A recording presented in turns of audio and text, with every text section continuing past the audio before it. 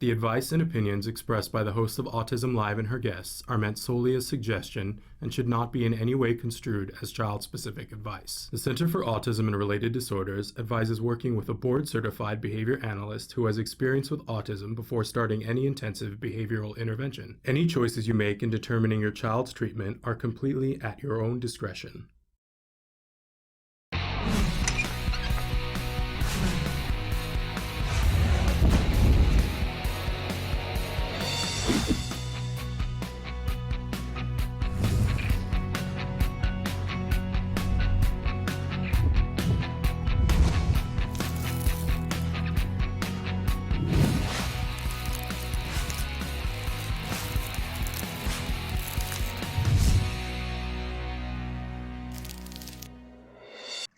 Good morning and welcome to Autism Live. I'm Shannon Penrod. We're coming to you live from the Warner Center in Woodland Hills, California. Thrilled to be here with you on this Tuesday. I know we promised you a full week last week, and I bailed on Thursday. I had a sick kid. You know, we've been struggling with all of this. We're a little bit later on the show today. We're going to be talking with Dr. Linda Copeland. I know a lot of people everywhere have had some illnesses and had some flu, and here in Los Angeles, we got a lot of people who are struggling with upper respiratory issues. Not entirely sure how much of that relates to the really horrible thing that's happening in Porter Ranch, California, which is close to all of us. But we're going to be talking about some of that because some of you have written in some questions when we talk with Dr. Linda Copeland later on today. But I am thrilled to be here. I'm thrilled to have enough voice to be able to be here with you. And we're going to be with you live for the next 2 hours talking about autism from a 360-degree perspective, hopefully helping you to shed some light on situations that help you to get to the progress that you are both seeking and that you totally deserve. So absolutely thrilled to be here with you. We like to remind you at the start of the show that this whole show is meant to be interactive. We want to really hold hands and have you be a part of the conversation, right? Because this doesn't work without you. We're here for you. So Kelby's going to show you some of the different ways that you can participate, some of the different ways that you can be watching the show, both live and recorded. While he does that, I want to remind all of you that our homepage is autism-live.com. When you go there, there's a lot of different things to do, but one of the things that you can do is watch the live show. When you visit that site at any time, day or night, you will see that there is a computer screen, and if you click on the triangle that's on the computer screen, it will immediately start to play a show. Now, the show that it plays is either live, right, or it is the most recently recorded live show. So as soon as our show is done being live at noon here in Los Angeles, it immediately starts to play that most recent show. If you want to go back further into the archives, you have lots of different choices of things that you can do. There is a button up in the upper left-hand corner that kind of looks like a memo sheet. If you click on that, then you can look at the 100 most recent episodes that we've done. And the great thing about that is that you can pause them, you can rewind, you can fast forward. When we're live, sorry, you don't get to do that. But now here's one of the great things about when we're live. If you look to the side of that computer screen, there's a series of white boxes. If you put your cursor in the one that says your question, all you have to do is type and hit enter, and it shows up here on my screen. And in that way, when we're live, you and I can have a conversation pretty much in real time. There's about a 2-minute delay, so send your questions in early. But it's free, it's anonymous, it's a great way for you to participate with some of the experts that we have on the show. And we've got some experts for you today. And you can chat with me too, but I always like to remind you at the start of the show that I am not one of the experts. I am an autism mom who I'm calling myself a veteran now because as of last week, we have been in the realm of autism with a diagnosis now for 10 years. Oh my gosh, where did the time go, right? I do not know. But I'm just noticing that I have glasses on my head. This is the age that I have come to that, I look for my glasses and my cell phone and it's like patting myself down. In any case, thrilled to be here. Thrilled that even though I'm not an expert, I have a great deal of passion for this subject because of being an autism mom and because of the help and support that I got over the last 10 years so that we are in the sweet spot that we are in. I'm still learning. he's still growing because that's what 12-year-old boys do. And I'm still growing because that's what autism parents do. And by the way, since I'm talking about autism parents, I want to remind all of you that we welcome everyone from this community. We acknowledge that this is a big, beautiful community, that it has individuals who are on the autism spectrum who we welcome to this discussion because we need to hear your voices, of course. But there are also parents and teachers and practitioners and grandparents and aunts and uncles and people who live down the street who care deeply as well about this autism community, and everyone is welcome to the discussion here. And we all hold hands and we say si se puede, right? We can do this together. All right, so and I don't have any of my stuff together this morning because it's been such an exciting and hectic morning. Can I tell you, we've got some things that are coming on the show next week and this week that are pretty exciting. Starting with, I just have to, excuse me one second. Kelby, I don't see where my thing is. There it is. I see it. Anyway, we like to start every show with something we fondly refer to as the jargon of the day. Yes, that's right, the jargon du jour.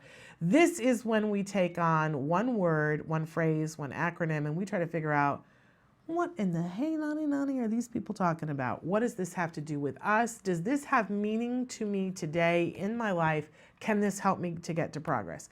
We like to give you an actual definition, which is sometimes so laden with jargon that it makes us want to light our hair on fire and run screaming into the street. And then we give you a working definition that makes the BCBAs and all the experts want to light their hair on fire and run into the streets, but at least we have a way of understanding what in the heck are they talking about. So I cannot believe it, but before today we have not done this jargon. How crazy is this? And so our jargon today is, as you can see on my lovely screen, auditory processing. So let's take a look at our actual definition. Auditory processing, it's the process of taking in sound through the ear and having it travel to the language area of the brain to be interpreted. To have a breakdown in this process is called an auditory processing disorder or delay. This deficit is present despite having normal hearing. So I know that this gets a little bit dicey because you go, wait a second, what's the difference between, being able to hear? We talk about expressive and receptive language, and we talk about hearing, right? But that ability to hear what's coming in, it comes into the receptive heading. But we're going to be talking about this a lot this week, and I believe we're going to be talking about this with one of our guests this morning. But the idea that I don't think I've ever heard it described better than Carly Fleischman in Carly's voice. When Carly was a child, completely nonverbal, and as far as her parents were concerned, she wasn't hearing anything. And I gosh, I guess I need to read the book again to see. I know that at one point her dad feared that she was deaf. They did the tests and saw that she was not deaf, but it wasn't. She would hear things, but it wasn't getting in to the point where she could respond. And they assumed then, as I think probably anybody would have at that time, that she wasn't understanding any of it. But something shifted, and somewhere between when she was 8 and 13, she began to be able to decode what it was that they were saying. They weren't, people were working with her, but they had given up the idea that she was ever going to speak. And I believe from what her dad has said, and I've been able to interview her father, that he had given up the fact that she would ever be able to understand. But something miraculous happened, and she was able to decode. And so when she was 13, she typed onto a keyboard, "Please help me, my teeth hurt." I'm paraphrasing slightly. I think it was worded slightly different, but you get the gist of it. And nobody knew she could spell. Nobody knew that she knew, how to type. Forget it, right? And then Carly has gone on to write some amazing things. I know that we've talked before on the show that, Carly is currently having some issues again, and we wish her nothing but the best, and we hope that it all works out for the best for her. But it becomes, you look at it in a certain way and go, what is it? That somebody can say something and it can come in garbled, almost like another language that you can't understand. This is what we're talking about with auditory processing. But let's move on to our working definition, where we take it down. This is a really good definition and I like it, but let's take it down a little bit more. Working definition, being able to understand and use information that is heard, both words as well as non-verbal sounds. So auditory processing includes, if an alarm goes off, knowing how to process that and know what to do with that. We have lots of kids who are on the autism spectrum that a noise happens and, sensory-wise, it is either underwhelming to them or overwhelming, that the correct reaction to it is heightened or diminished, right? And it makes it, everybody has, I'm sure that everybody in the world has a different dial setting, right? But where this becomes an issue is when it's preventing somebody from doing things that they would like to do, or things that would enrich their lives or help them to accomplish other things. Because we can say to ourselves, okay, well, if somebody has a reaction to a siren, there's a part of that that seems logical. Do we really need to address that? And, perhaps not, but if they're in a neighborhood where there are sirens every day and it's preventing them from being able to leave the house or go to a grocery store or have a conversation with someone in whatever place that takes place, but being able to communicate their needs to someone, then maybe it's time to look at that and say, hey, can we address that? So, and this should say auditory processing. Instead it says ASD, so that, my bad. But in any case, you get the idea. We want to be able to take sounds in, including language. We want to be able to process them and understand them. And if we can't, that becomes an auditory processing disorder. Okay, moving on, we always have a question for you. Our question of the day today, and goes hand in hand with what we're talking about. Do you ever have trouble understanding what others are saying? And have you ever had that happen where, I know a couple of times I've woken up and it's just like something just isn't clicking and somebody is standing there saying something to you and you're hearing it. It's not that you're not hearing it, but it's just like you have no idea what they're saying. Sometimes it can be that somebody has an accent. Have you ever had the experience where somebody walks up to you and you think that they're speaking the language that you speak and your mind wants to take it in as if they're speaking the same language, but then there's something that you go, wait a second, they're not speaking the language I speak. Oh, I'm not supposed to understand this, right? And there's that moment of confusion in your brain, right? So have you ever had trouble at any point understanding what others are saying? I have a little bit of a hearing disability, so there are many times that I don't hear what is being said. I am shameless in saying, what? Huh? What did you say? I can't hear you. Like I have no compunction about that, but I'm surrounded by people in my life who are also hearing impaired, who nod their head and pretend that they heard what is said. This makes me crazy. I do not understand this. I try to understand it. I try to be kind and understand. But if I don't understand what you're saying, I will, what? What is it you're saying? I have no idea what you're saying. I'm legendary for this among my friends. And it's not always polite or pretty. I'm the person who goes, huh? Whatever. But I want to understand, if you're taking the time and the energy to expend breath or to gesture, I want to know what you're saying to me. And I don't want to guess, because frequently I guess wrong, right? Imagine if your everyday was such that you were having trouble understanding what others were saying and how frustrating it would be. I know for me, if I'm someplace in a loud venue and people are talking and I go, I don't know what you're saying, and they go, never mind. Oh, my feelings are hurt and I feel left out and I feel cut off. I cannot imagine what it must feel like for people who have auditory processing disorders when people give up, or how frustrating it is on a daily basis to have to fight to understand what's happening around you. Oh, so write in and tell us if you yourself have ever had trouble understanding what others are saying. All right, we always have a topic of the week. Can you guess what the topic is? Our topic this week, and it's so funny because I pick these way in ahead and then things happen and reveal themselves. I guess it's because I'm aware of them. But so our topic this week is understanding and responding to cues and how important that is for all of us. Just yesterday, my son and I were at a Trader Joe's, and I had my blinker on, which was my communication. I'm telling you, I need to get into this parking spot. But a gentleman walked up, the person pulled out, and I was about to pull in, and behind the car, this gentleman walks up with his 2 small children to get in the truck next to my spot.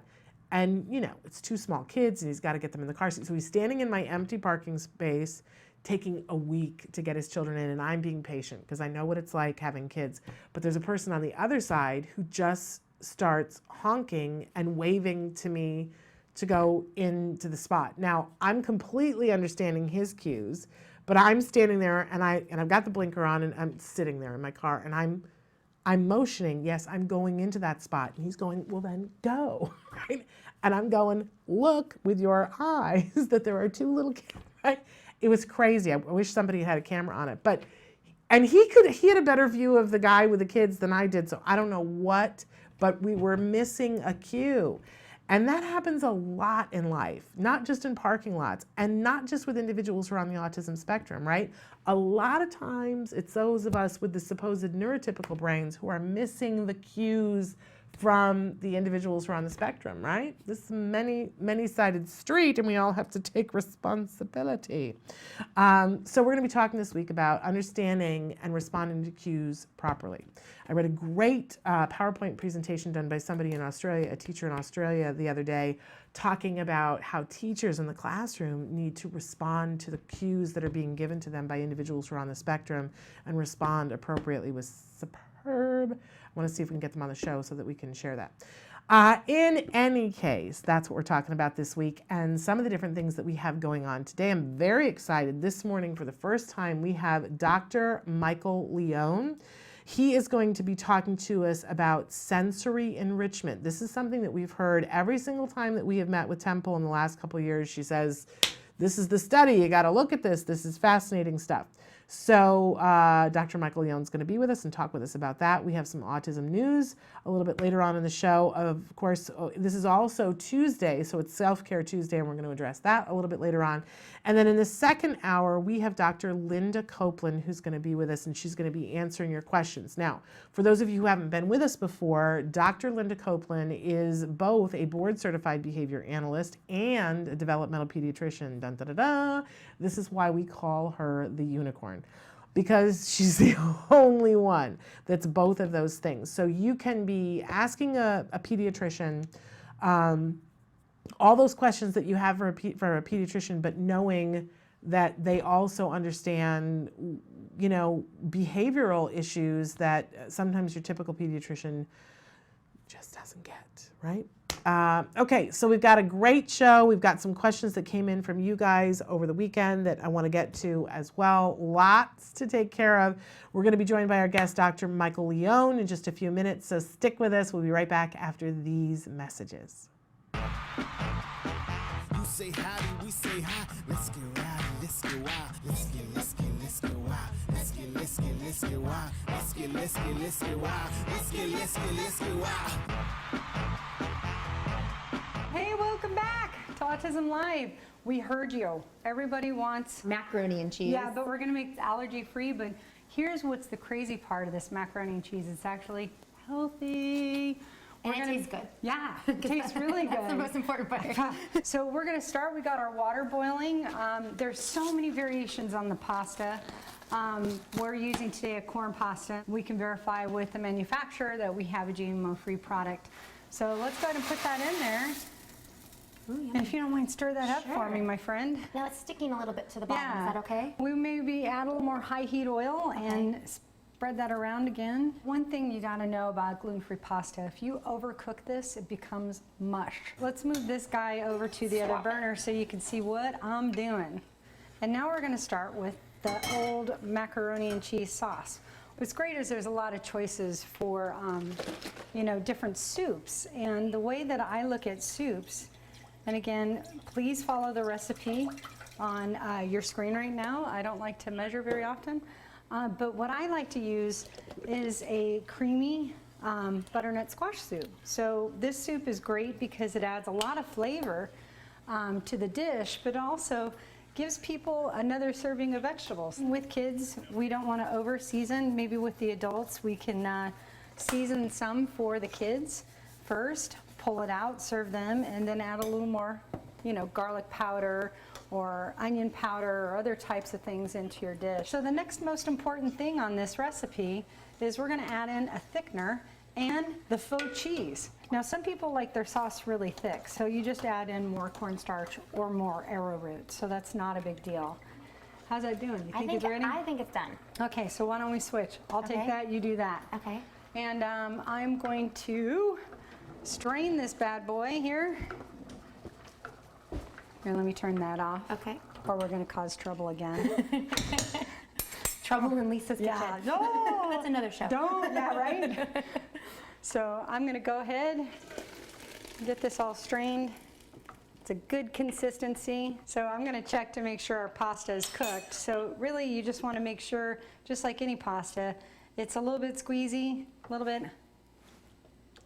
Nice. Dude, good job. We're Hey. good. Looks yummy. So even though the cheese is not totally melted, it's okay, don't panic. What's important is that you're gonna love this recipe once you eat it. What I enjoy most about this recipe is that it smells good, but this stuff perfect. is amazing. So if you don't mind, I'm going to serve you some up, and you can maybe blow a little bit on it so you don't burn your mouth. Sorry, I'm once a mom, I always was a like, mom. just like we tell our kids. I know, right? But I can't wait. I'm excited.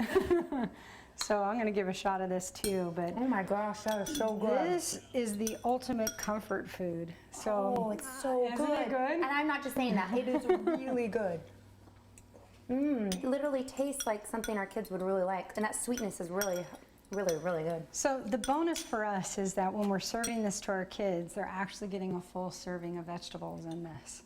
So instead of just eating a bunch of carbs and worthless calories, you're actually getting some good stuff in this. And we'll be back next time. I hope you join us again here on Autism Live. We're really loving the feedback, and if you have additional feedback, here's how you get it to us. You can send it to us via email at autismlive@gmail.com. On Facebook, facebook.com/autismlive.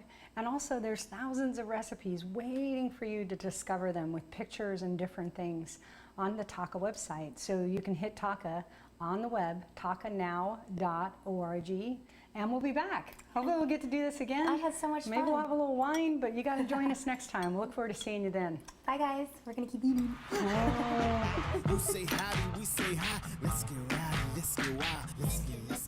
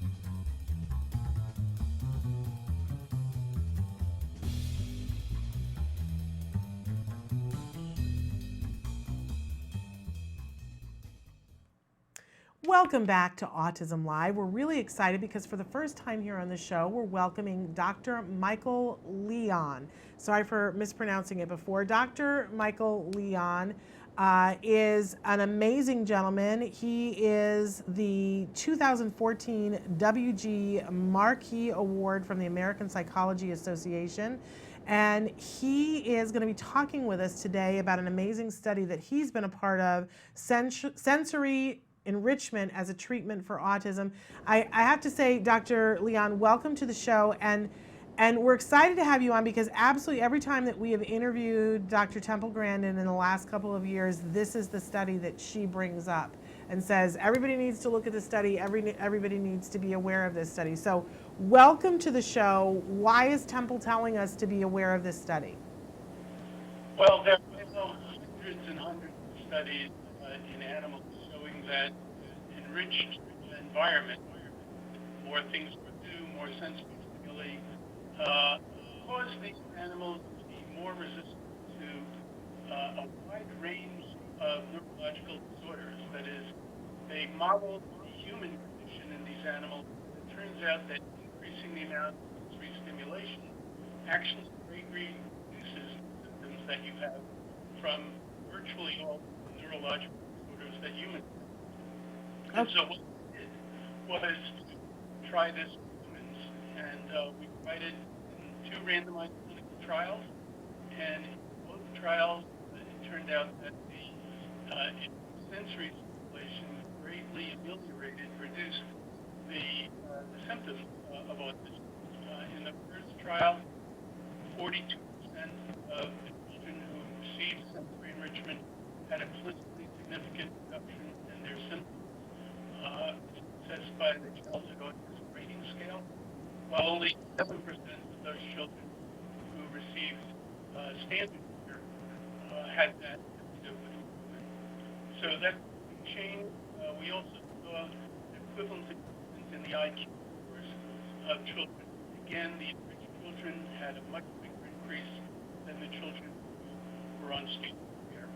Okay, and you know, we're having a little bit of trouble hearing you, and I can hear you enough to hear what you're saying, which is really great statistics. So I want to make sure that everybody can hear this. So we're going to take a short break, and we're going to see if we can't get a clearer connection. We can see you beautifully, but we're having a little bit of trouble hearing. So stick with us, Dr. Michael Leon, and stay with us there at home. We're going to see if we can't clean that up a little bit, so that because I know you guys want to hear this. Stick with us. It's every parent's desire for their child to have a great start in life. Yet there is a condition affecting more children's lives than pediatric cancer, diabetes, and AIDS combined. Autism strikes 1 in every 150 children. Today, 1 in 110 kids in the U.S. will be diagnosed with autism. That is a huge jump from 30 years ago when it was 1 in 30,000. Startling new report finds the number of children with autism is skyrocketing. The Centers for Disease Control estimates 1 in 68 children has a form of autism. Now that's a 30% increase in just 2 years.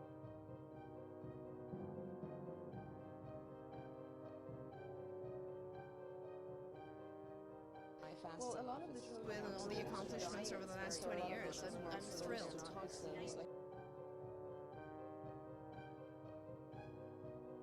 I think what kept me was the feeling that, you know, I would have a parent come to my office late at night at UCLA and just fall apart. And this is a long time ago, and there were much less back then in terms of services and knowledge and so on. And I would just sit with the family and the parents and walk them through and try to take away some of their fears, you know. And at that point I realized, I think the thing that's actually most important to me is that process. I mean, thank God that I've been very, very lucky and blessed to have so many incredible clinicians join me along the way and just develop cards in such an amazing, magnificent way. That I could, you know, for me it was more really about how can I help the families? What can I do for the moms, the dads, you know? It is just, and I feel like, you know, there's no way I would ever really know because I haven't had my own child go through this, but I've experienced it with people a lot of times. Hi, this is Megan. I'm in 1st grade all by myself.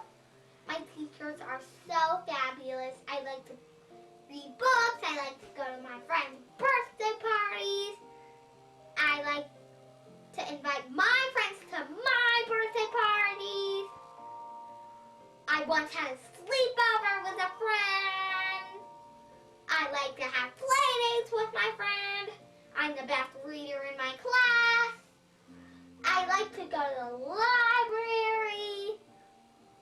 I like to read different series of books. And here's how I learned to do all these things. By my card friends and Dr. Grandpichet. Thank you, card friends and Dr. Grandpichet.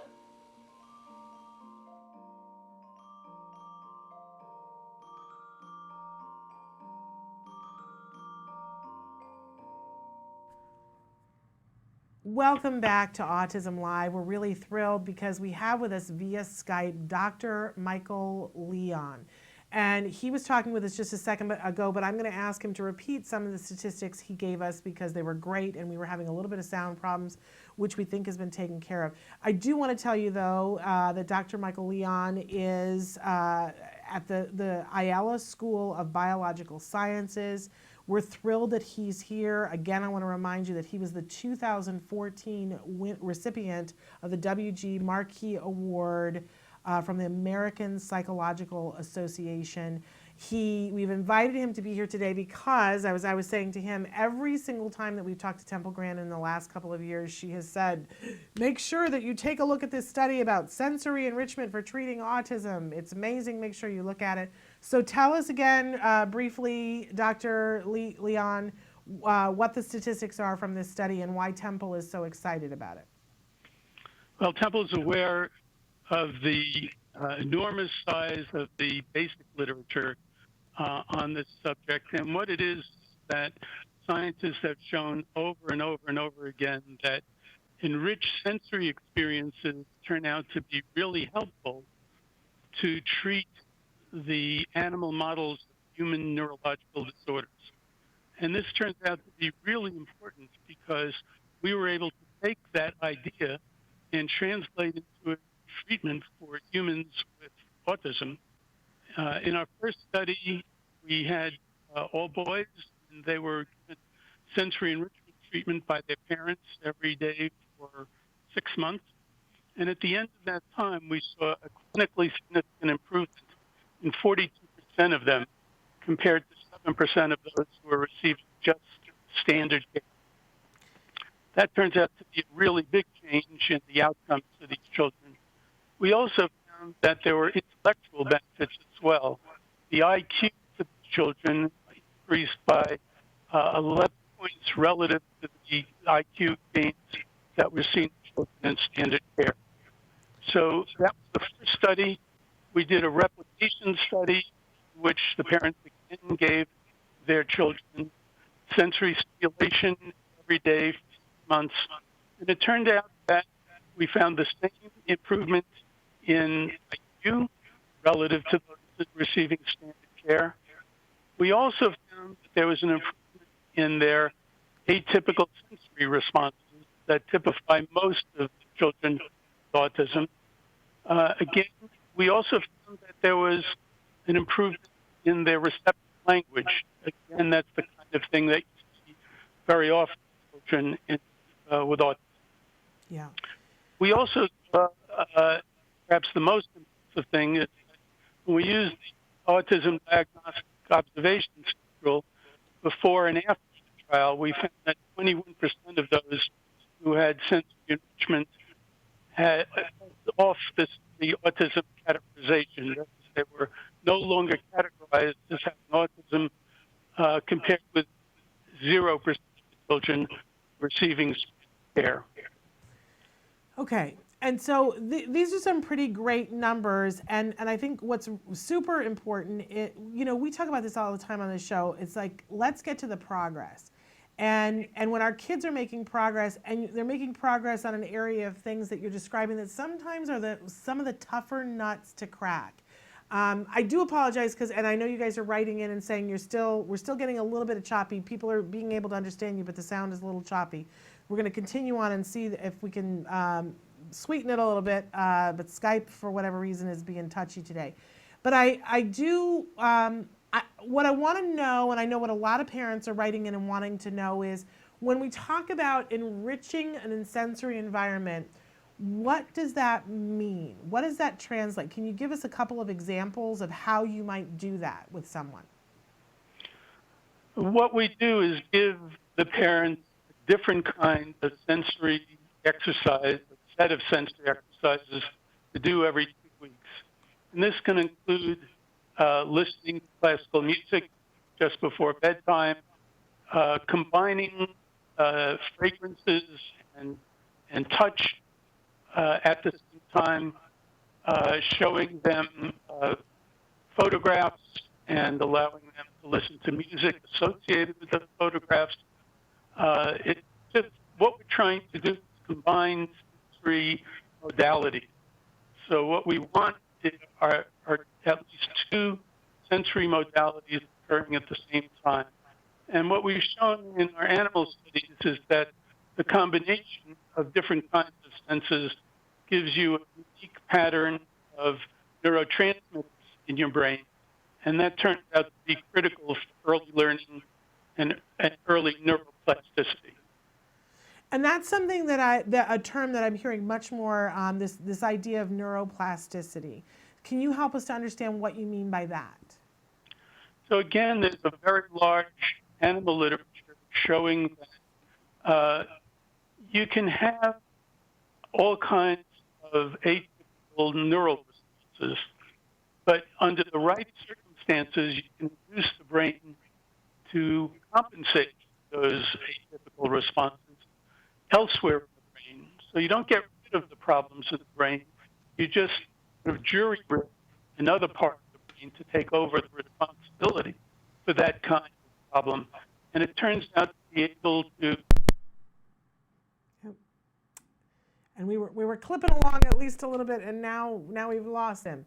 But are you there again? No, he's frozen.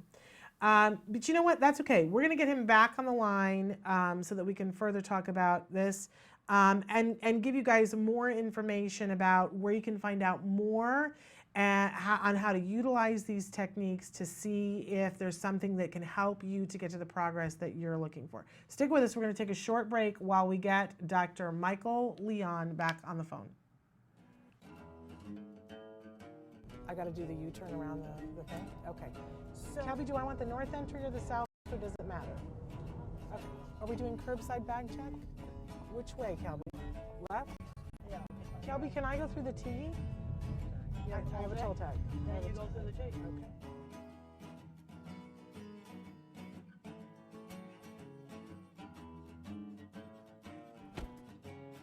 What do you do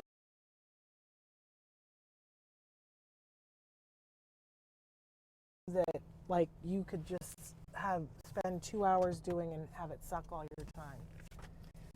Oh, I like to look up interesting research articles on animal behavior. Found a really interesting European papers on how wolves are different than dogs that I read last week that were very, very interesting. Very cool. Because I've always talked about a brain can be more social emotional or a brain can be more cognitive. Yeah. And the wolf turns out to be more cognitive, and we've bred the dog to be more social emotional. How fascinating is that? Very, very interesting. The wolves were very good at watching another wolf solve a problem. We were talking a little bit about television before, and I cannot believe that what you said to me, what you like to watch on television. Star Trek. I was a Star Trek fan when I was a teenager. I liked the Star Trek Next Generation. I was watching that when I was working on my PhD in the 80s. And so what? Total Star Trek fan. What's your favorite series, and what's your favorite character, and what's your favorite Mr. episode? Spock was my favorite character. Love it. And what's favorite episode? This guy is going to hate me. There's a lot of good. My favorite Star Trek movie was the one with the whales. Yes. Yeah, I really liked that Star Trek movie. And so sad that we lost Leonard Nimoy this year. Yeah.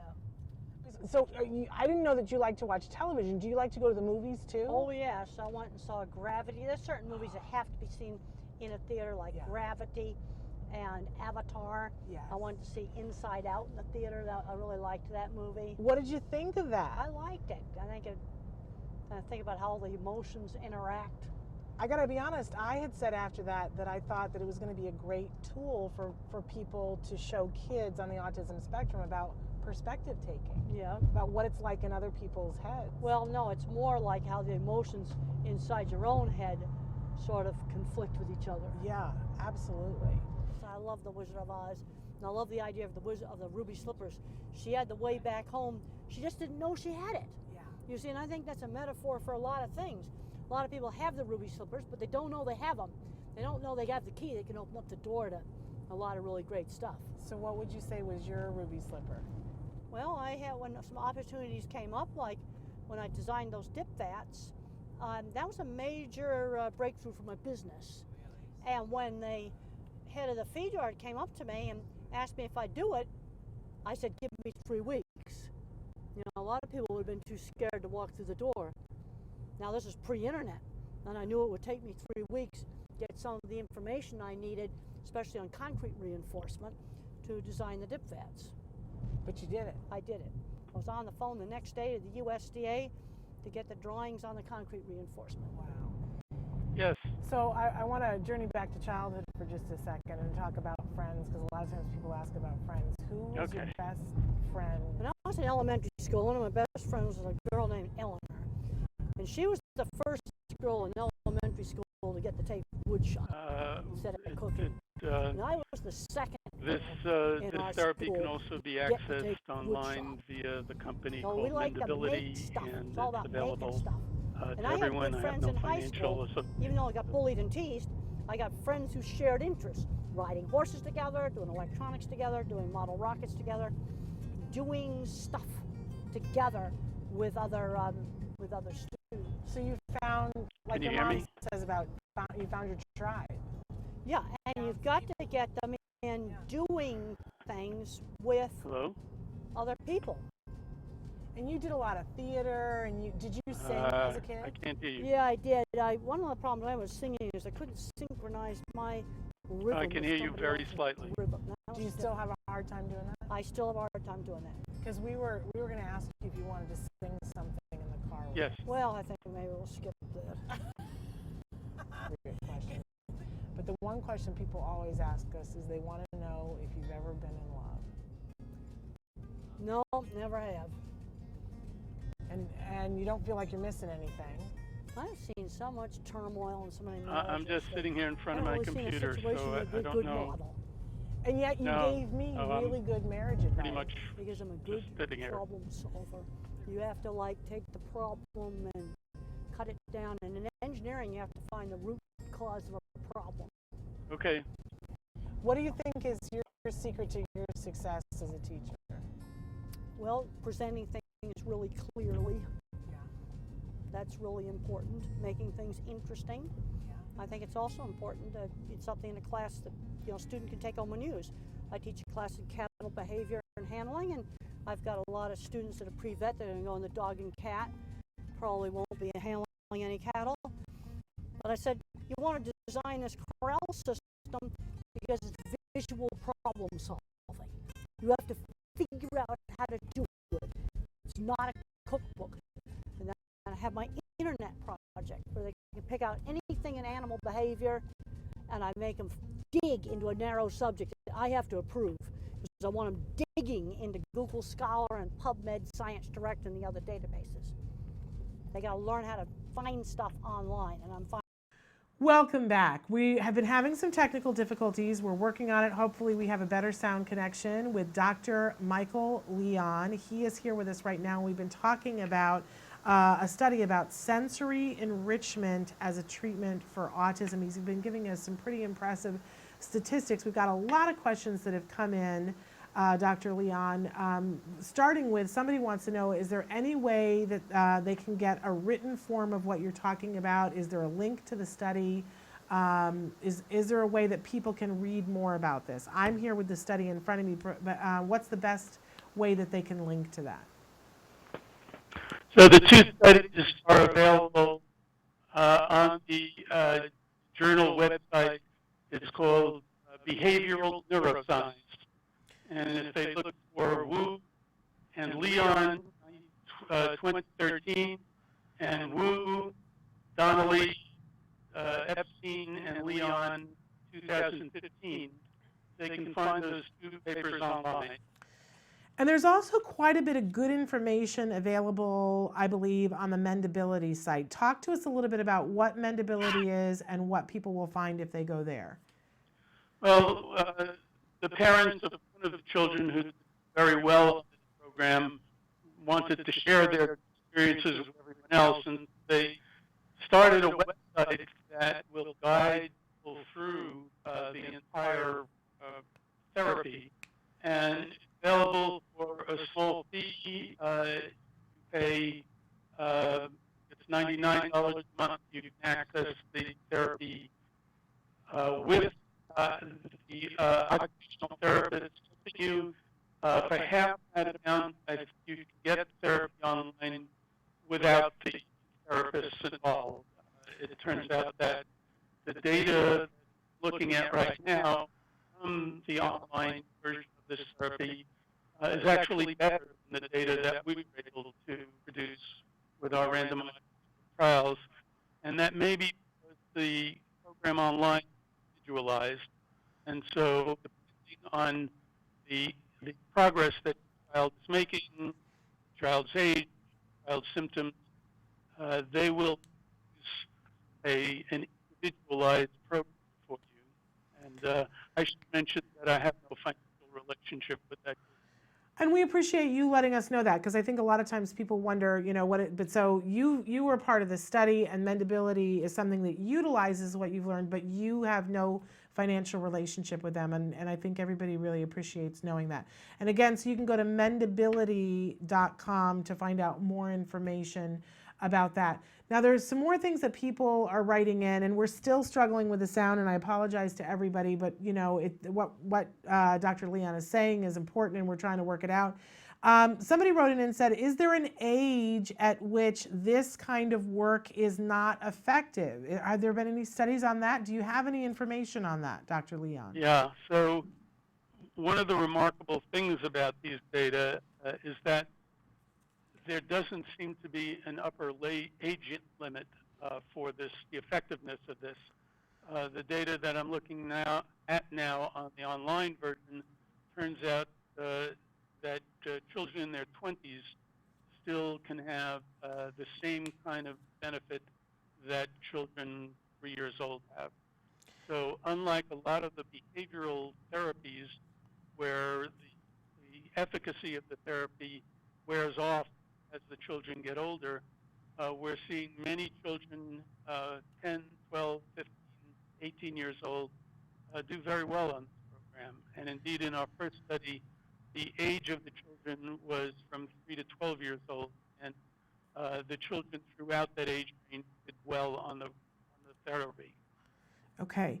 And so we've got people writing in about, we talk a lot here on this show about ABA, and people are saying, is this something that you could do while you're doing ABA? And is there any, you mentioned in your study, somebody mentioned that you had talked about doing traditional therapies. Is that the therapy that you were comparing it? And so were there children who were getting ABA and the sensory enrichment at the same time? Tell us a little bit about that. Yes, in both of our clinical trials, we allowed children to continue with all of their therapies throughout the 6 months.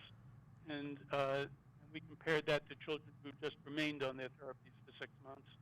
And so we have shown that the addition of sensory enrichment therapy to whatever they're doing really amplifies the effect of what they're doing. And it also turns out that the children who weren't receiving any other therapies also did quite well. Okay, wonderful. So we had a viewer who's written in and said, perhaps if we try just doing audio, because the picture is beautiful, but maybe what I'd like to do is take a break. We'll see if we can get you just on audio now and see if that takes care of our problems, because we want people to be able to hear what you have to say. Are you willing to do that, Dr. Leon? Certainly. All right, let's take a break. We'll be back with more. Stick with us.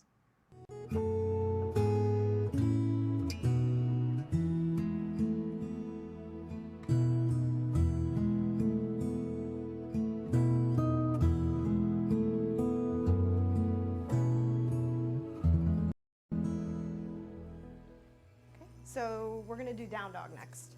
So with down dog, there are several different ways that you can do it, and I want to show you first and then help you with yours so that we can work on what feels good for you, okay? All right, because there's no right way to do it. It's more about what your body likes, all right? So for me, what I'm going to do is start off with my hands at the top of my mat, my headlights. My fingers are aiming towards the top of my mat. And then I'm going to tuck my toes. And then my head is also going to drop, and I'm going to look between my toes. Okay. And my body should be, or hopefully, like an A shape. Or V. Or V, yes. Upside down V. Yep. And so if your quads are tight or your hamstrings are tight, you might need to bend your knees a little bit. Or if your shoulders are a little strained or a little tight, remember to push in through your feet, but also sometimes what feels really good is going down in your forearms, like this. You can actually start out this way instead, it's a little easier. So your forearms rest on the floor, you still tuck your toes, and then you're still looking between your toes, but rather than being on your hands then, your weight's along your hands and your forearms. Okay? All right. So, now it's your turn. Okay? So, yep. You're going to do on your hands? Okay, yep. So your fingers are facing the front of the mat. Or are you doing forearms? Forearms? Okay, there we go. Wow, you're very bendy. Very nice. And your gaze is right here between your toes. Excellent. Very nice, Jem. Wow. Awesome. Feet are a nice distance apart. How does that feel? Okay. Awesome. You want to come down? Excellent. Good. Good.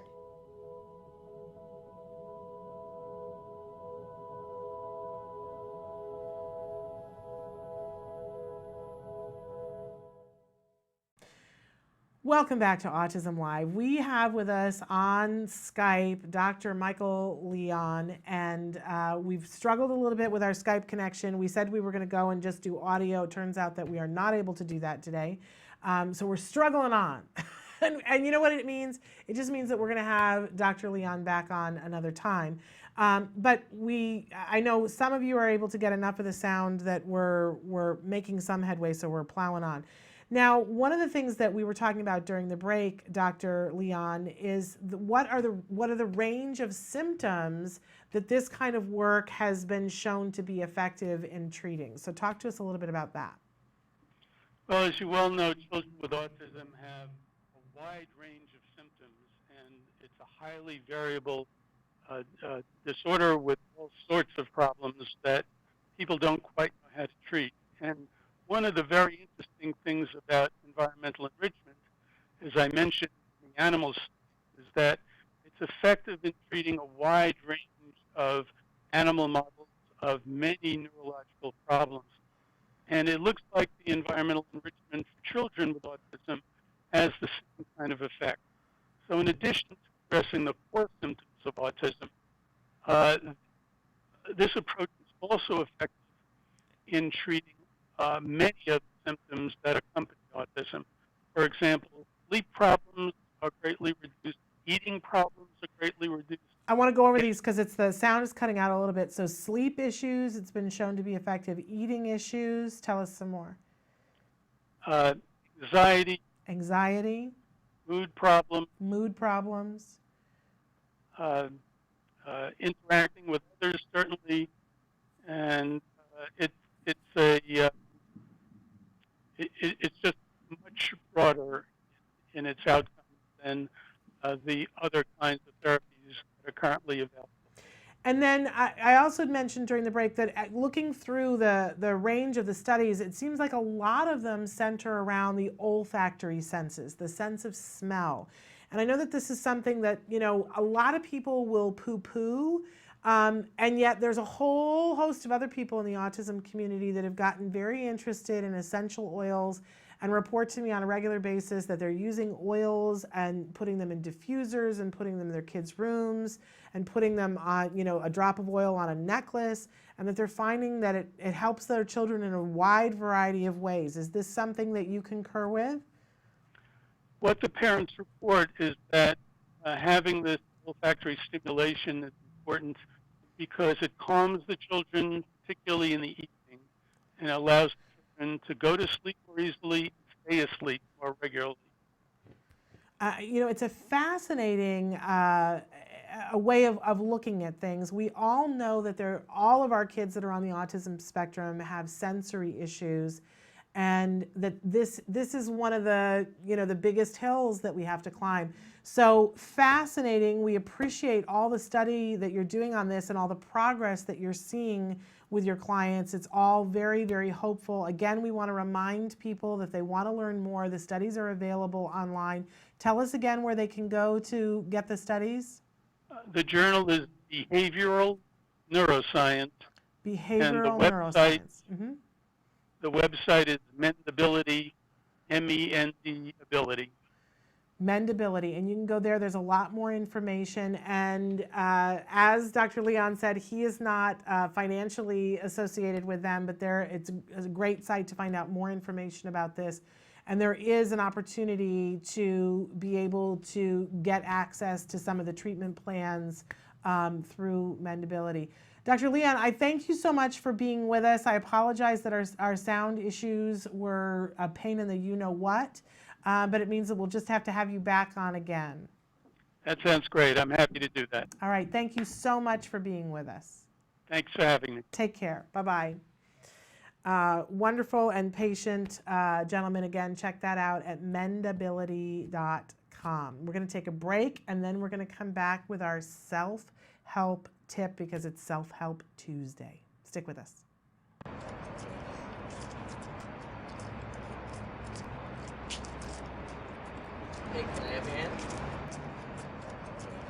If everybody's agreed and held hands that early intervention is key, then I can't imagine why. If the Original Center knew on November 2nd that they didn't speak or make much noise at all during the evaluation, they knew that on that day. I can't comprehend for the life of me why we even take a month to start speech therapy. That doesn't make any sense to me. The waiting's hard. The waiting's really hard. We read things about how the brain is so much more malleable the younger they are. Every day that ticks by just seems like a waste of time. You go on the websites and you read all these things, and there's kind of a club, I think, of moms who call themselves autism warriors. And I hated that word when I first read it. I hated it. I still do. Because I don't, there's a lot of things I wanted to fight for, but I didn't really have to fight for autism. Yeah. It's okay, man. We're lucky in that he sprints to mom. Okay, this is how my son reacts to me coming home. Oh, Jack Riley. Hi! Mommy's home! Mommy's home! Hello! When he sprints to me when I get home, and he kisses you and hugs you. Where's my son?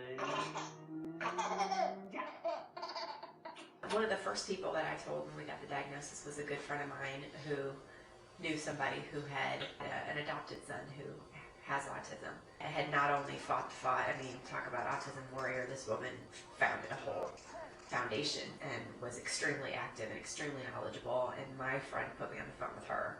She was the one who turned me on to both ABA and to CARD, and to tell me how valuable it was, and we're very grateful for it because we realized that had we not been given information, we never would have known. The Original Center would not have recommended that for us. So it required us to really push to get what we wanted. And I didn't know even until I asked the question if I had a choice. I thought this was great advice. Don't ever feel that you're at the mercy of the Regional Center because they're paying for your services. She told me, you're paying for your services. They're using tax money to do this, and you've paid taxes. Intake at CARD was actually a much more pleasant experience than the Regional Center evaluation. I think in part because we'd been through it once and it wasn't as scary for us. It was a good experience for us because we felt like our son was himself. he had all the same things going on as far as autism is concerned, but he was still bright and happy and affectionate. I felt like he showed them both his good sides and the sides that he needs to work on. So for us, it felt good because we felt like at least people were seeing what we see. I felt maybe for the first time that they got it, that it's like, okay, he is this way, this is what he's got going on, but we can make this better. At first, it was exhausting to think that every single thing was a teaching moment, that every single thing that he did, and I know that, you know, I would say something to him and he'd be like, really? Can we just feed him? Can we just feed him dinner and we don't have to worry about it?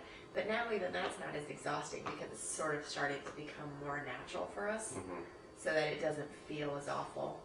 But I remember feeling guilty just for being with him all day, and then, you know, just sort of sneak the TV on to Sports Center in the afternoon, and he's playing with his Legos, and I just back up and lean against the sofa with him between my feet, but I wasn't really watching him. I would just try to watch Sports Center for a few minutes, and then I'd always feel guilty and try to get over that.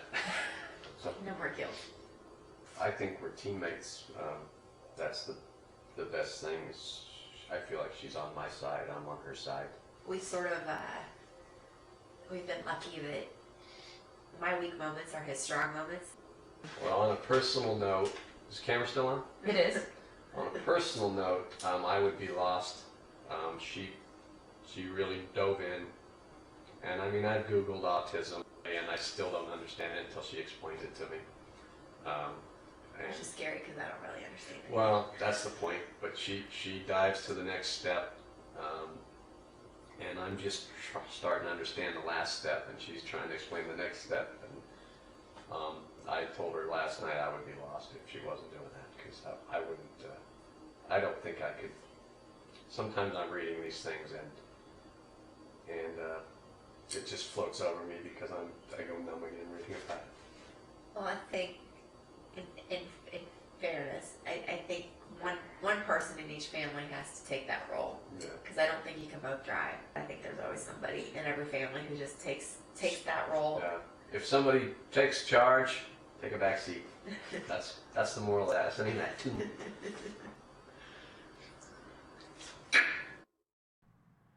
Welcome back to Autism Live. Thrilled that you guys are still with us. I know it was interesting the last hour sound-wise, but thank you for hanging in. We do the best we can.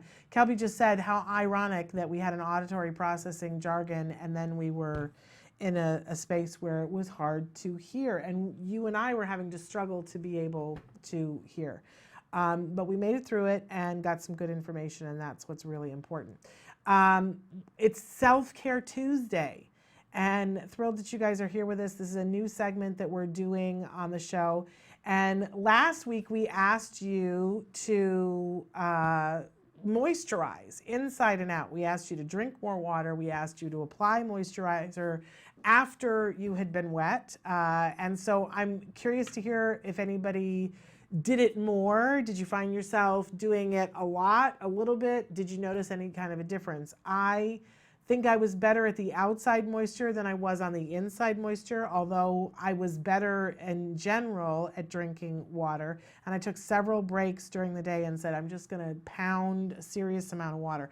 I know that it's probably best if we take sips of water, but every once in a while I just need to, you know, put a gallon of water in the system, like the gas tank, right?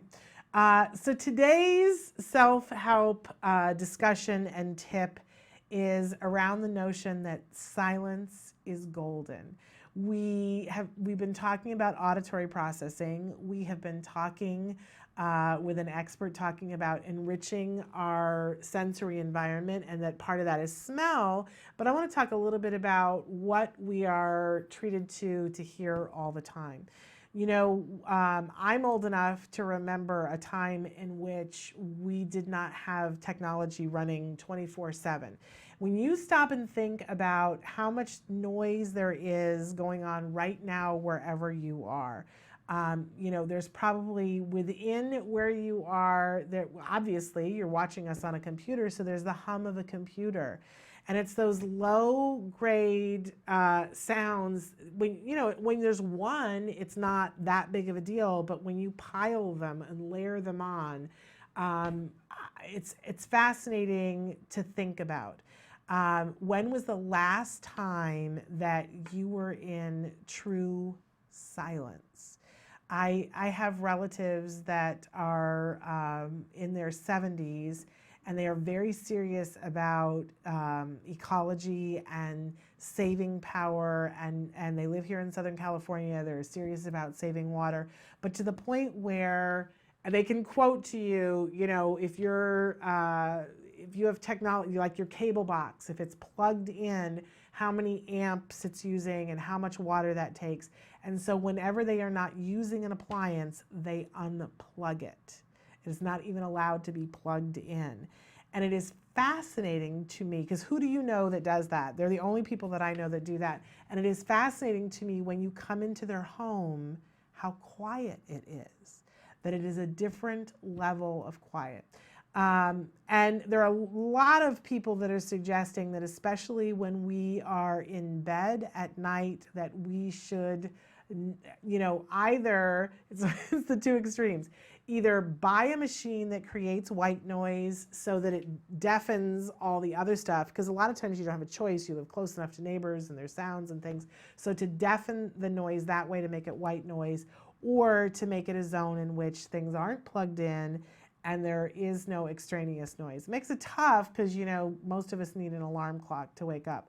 Although the supposition is that if you truly are taking care of yourself, go to bed at a regular time every night, that you will, and if you take out the noise so that you're sleeping well, that you'll wake up at the same time every morning.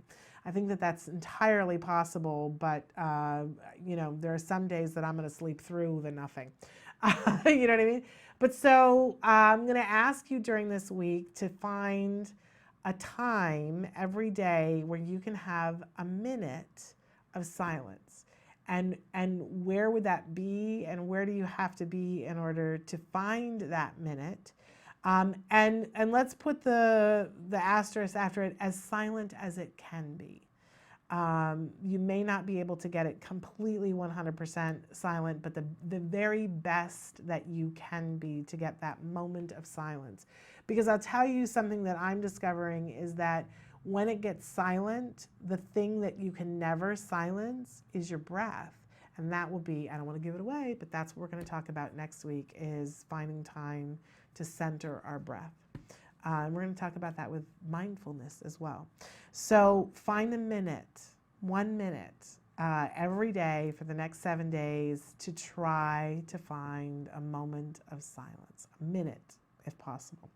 All right, we're going to take a break, and then we're going to come back. We've got Dr. Copeland who's going to be joining us. Hopefully we're going to be able to resolve our sound issues, because I know you guys have written in questions for her. Stick with us.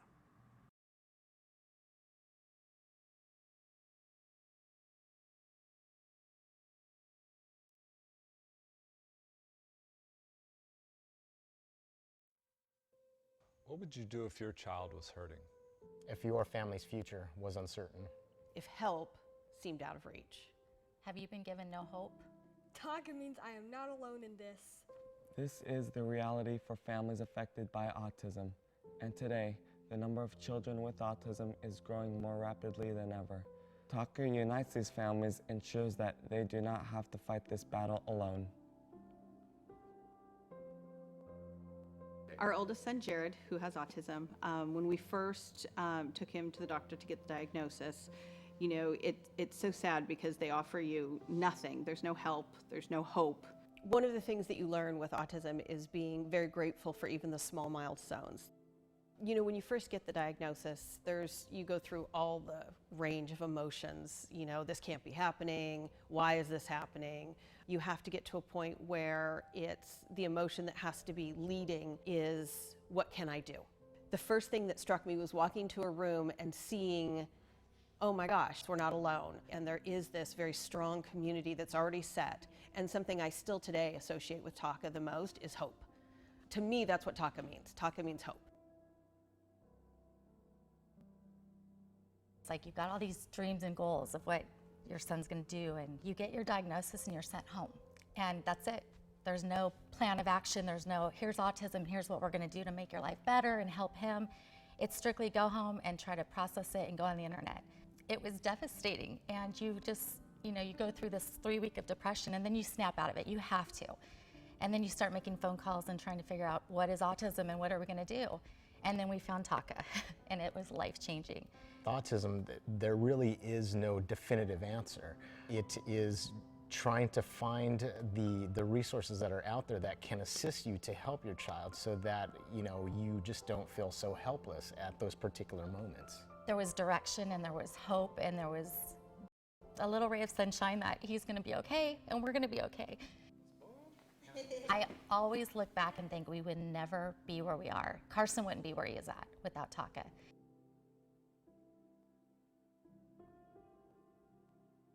So 13 years ago, my son was diagnosed with autism, and that put our whole family into a tailspin. There were so many different ideas and things that were not proven. Nobody knew what guidance to give us. We had no direction. And then we found Taka. They helped give us a path to follow, help give our son a better future and make him healthy and put him back onto the road of recovery. When your son's first diagnosed, the first thing you hope for is, gosh, I just want my son to speak. I just want to be able to communicate with him in some way. Then you want a little more. You want him to go to a regular school. Then you want him to potentially have a real life and go to college. So you're always hoping for the future of your child. My son is a happy, healthy, vibrant young boy that's going to turn 15 really soon. And we couldn't be more pleased, and without Taka, I don't think we'd be in the place that we are today.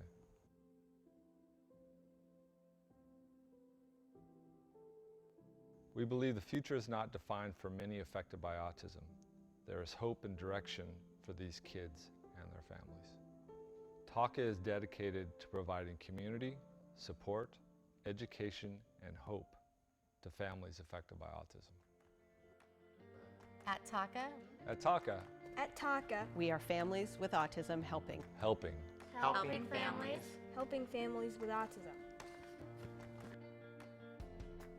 Hi, my name is Matt.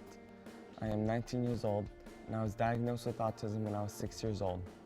Autism is one of the fastest growing developmental disabilities in the United States, but I am living proof that with the right treatment, hope is possible.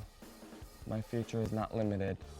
Today, I am attending Fullerton Community College, and I run for the cross-country team for fun with my friends. It makes me feel proud when I think about my progress. Chances are you know someone affected by autism. Show them they are not alone, and help others get on the road to recovery. Contribute to Talk About Curing Autism today.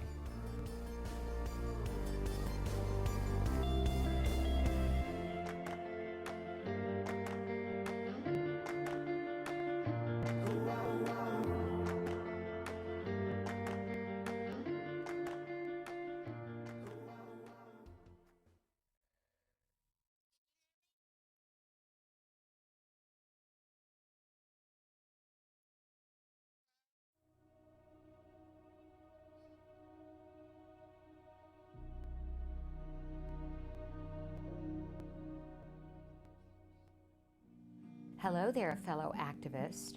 You're an activist because you're making the world a better place for someone living with autism. Now on Autism Live, you learn all about your children. You learn about their bodies and their brains. But this empowerment moment is all about you. It's about your heart and your soul. Now don't worry, I'm not going to have you start singing Kumbaya or doing chanting. Let's talk about blessings. One of the blessings of living with a child with autism is learning to love them unconditionally. Learning to love them despite all the ups and downs, all the sacrifices. In fact, you learn to love them more so because of them. I call this my empowerment prayer. God grant me the wisdom to see my disability as an opportunity, the courage to love my child unconditionally, and the faith to live a life of purpose. So going from the sublime to the ridiculous, I have a little song for you today. It's a rap song, so I know that an old or, middle-aged white woman rapping just doesn't seem right, but I'm gonna go for it anyway. My style is a little like Nicki Minaj meets Dr. Seuss. Nancy's Autism Rap. It's just a diagnosis. Your life's not over. Don't lay there like a dog. Get up, Rover. You say your head is spinning with GF, CF, ABA, IEPs, and neurofeedback? Autism tough. That much is true. But you'll survive because you're you. Your life's not over. It's just begun. So walk out that door and go be someone. More Dr. Seuss than Nicki Minaj. Until next time, stay strong and keep the faith. What is autism? What is autism? What is autism? What is autism? What is autism? I've been asking myself that for a very, very long time. Let me think about that one. Trying to, just, Let me think. Oh man, that's a rough one. Yes. Autism, Autism is a neurological disorder that affects many of our kids in different ways. It's a learning disability that affects the cognitive functions of the brain. A lot of people have the misconception that it's a disability, and it's really not. I look at it as like a special gift. When one person thinks differently from another. It's an opportunity for everyone to learn to understand someone that's a little different than them. Autism is the ability to educate. They're given so much talent in different areas. To me, autism means a chance to be with and be around people you really care about. Autism is beautiful. It's a way of seeing the world differently. It's always unique, totally intelligent, and sometimes mysterious. Happiness that comes out of my son's hard work. It's a movement. Unpredictable. That's right. Awesome.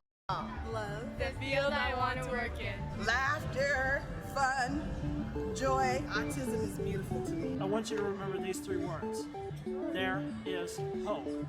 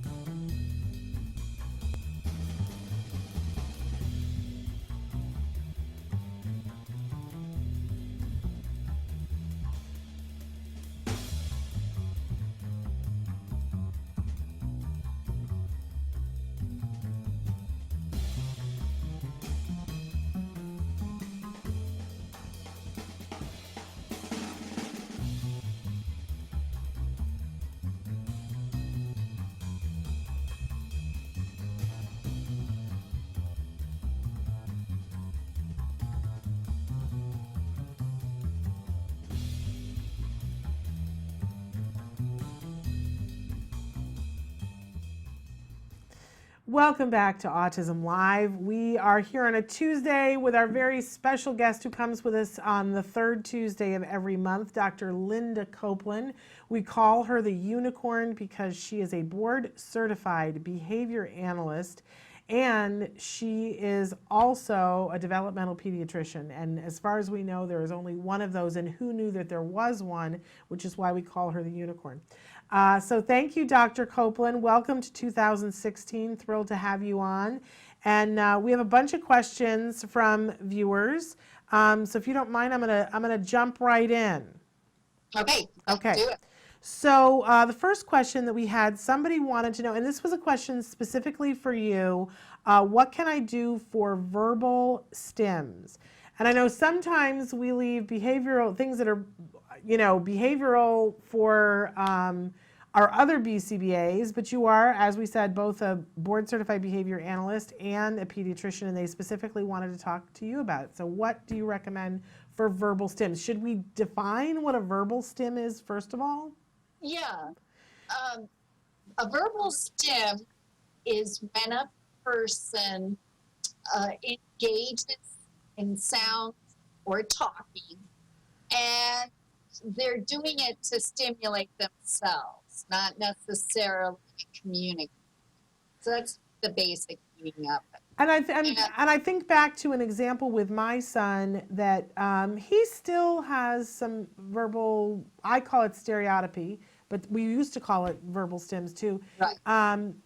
And it's very rare anymore, but when he was little, he had this very high-pitched R2-D2 kind of thing that he would do. That whenever somebody would say something to him, it was like if he wanted to react to it, like a typical kid would be like, oh, yay, or be so excited, and he would go, and I can't even do it as high as he would do it, but he would make this little, and it was before he'd seen the movie. He didn't know about R2-D2, but it was how he reacted. He would do this very high pitch, and it would have different notes in it, and it was how he expressed himself.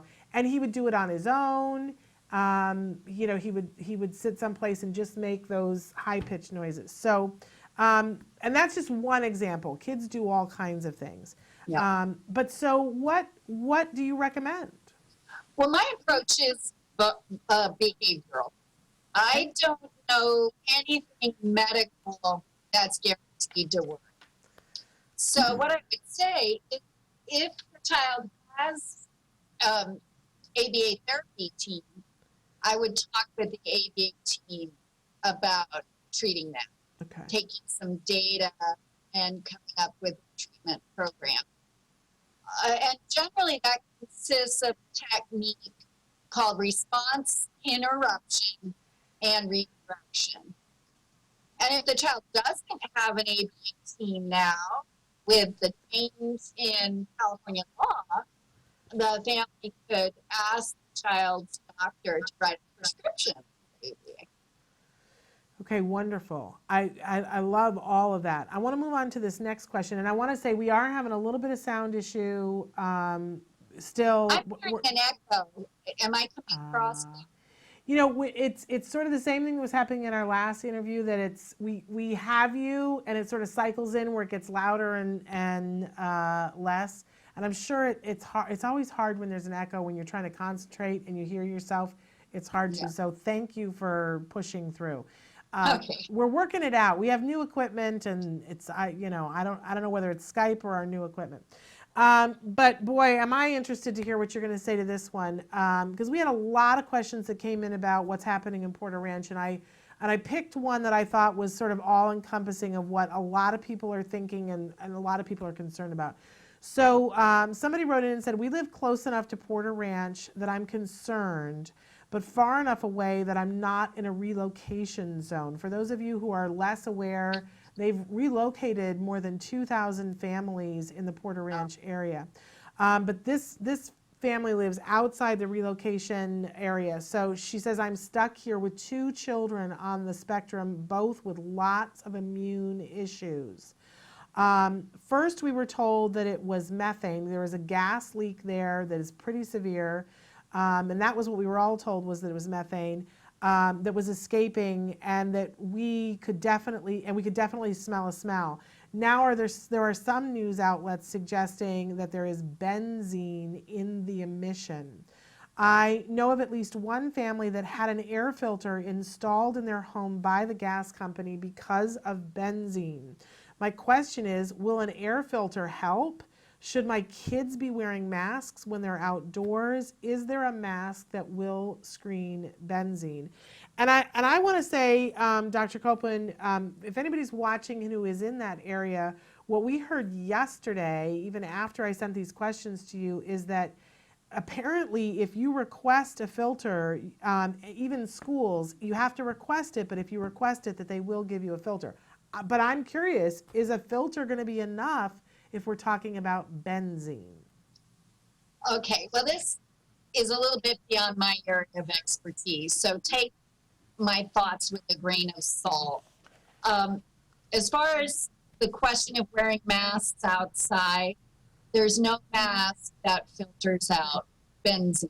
Okay. You need a tight, full face respirator attached to its own air source. Like the picture of this soldier in the newspaper article you sent me yesterday. Okay. So only a respirator would be able to filter out the benzene, also toluene are related to each other. Yeah. And I just don't have enough background to comment on the building filters. Yeah. Probably the building filters would help somewhat, but no, buildings aren't totally airtight. Yeah. And the concern is that benzene and toluene can cause cancer. So from the newspaper article in the LA Times that you sent me, Shannon, what I read was with the Air Quality Board looking at the measurements over the last 3 months, there is some benzene and toluene there, but the levels, especially the benzene, is reported to be fairly low, about range that benzene is in the air quality in the LA basin most of the time, anyway, even apart from and it's low enough that risk is estimated to be from exposure over 6 months that level could cause maybe 2 cases of cancer out of a million people. So that's low, but not negligible.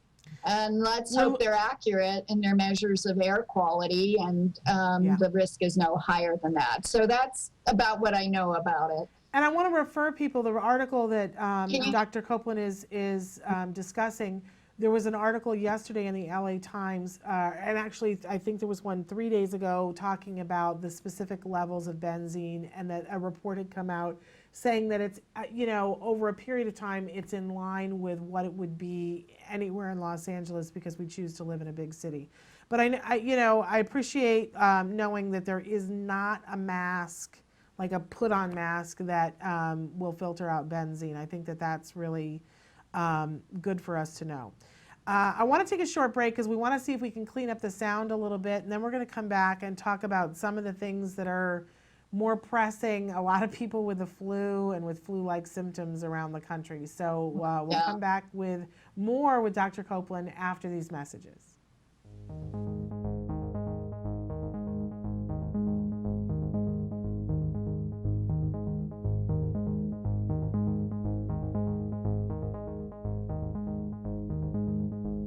Here mid-swing on this wonderful day, this wonderful walk with Mr. Matt Asner. Talk to us about today's walk. Do we have any facts, figures, numbers, or just pure emotion? Just pure emotion. I'm about to get the numbers. We'll see what it is. Okay. I think it's probably close to 1.6, probably. That's my feeling. But it's incredible. We had 55,000 people plus here today. And I honestly, I've been here 7 years. It gets better and better and better. So. And really what you fostered here today is hope. I know that's your favorite 4-letter word. Where are we without hope? Where are we? Really, I mean, seriously, where are we without hope? Hope is everything. Hope is eternal.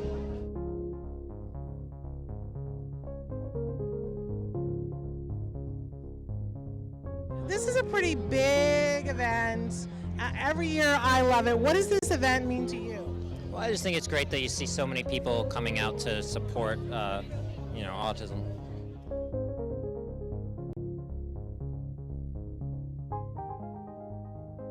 So we're here with Max Burkholder. There's a whole community of people that are going to love you no matter what you do, no matter where you go, no matter what you do, and that's the autism community. Are you okay with this? Is this a good thing? I'm pretty okay with it. This seems to be a pretty happy, supportive community. Well, what did you learn about autism through portraying this wonderful character? Sort of the individuality of it. Like with autism spectrum disorders, a tendency is to sort of generalize everybody with sort of the same degree of affliction as sort of exactly the same, and very generalize them a lot. But something I found while just talking to everybody, and that I tried to put into the characters, just the sense of individuality that all of them have, everybody has. And so at a certain point it became not really even portraying autism, it just sort of became portraying the character.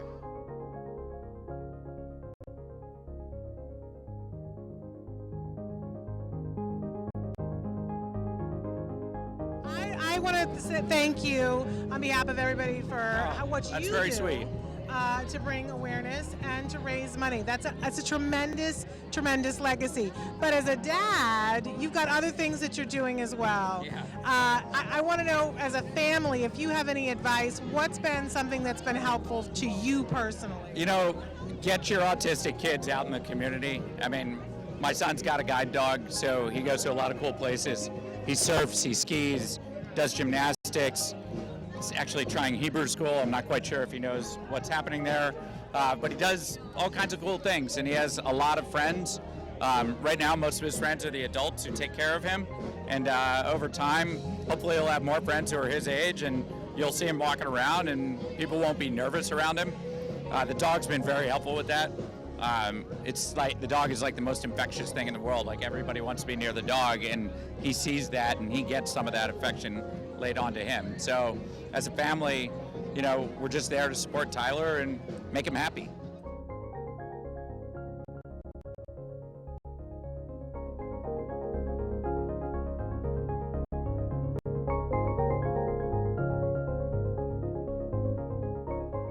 Welcome back to Autism Live. We have Dr. Linda Copeland with us. She's a board-certified behavior analyst, and she is also a developmental pediatrician, which is why we call her the unicorn. She joins us every third Tuesday live on the show to answer your questions. We think it's a wonderful opportunity for you.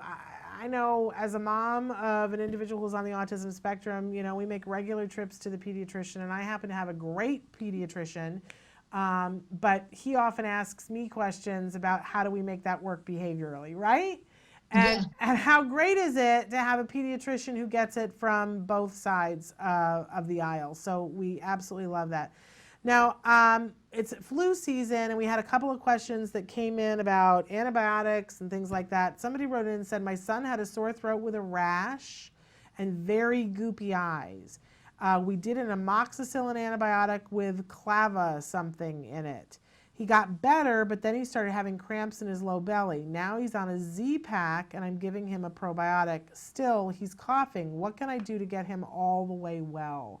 Is this unusual to be on more than one antibiotic? No, not necessarily. And I don't know if this question relates to another question you're going to be sharing. It isn't. I know that they're from different viewers, but I know that there is a component that's related, yes, but they're from different viewers. Okay, that's helpful for me to know. Well, because there was a rash, and maybe depending on what they heard in his lungs, sounds like his doctor felt there was a bacterial component, and that's why antibiotics were just prescribed.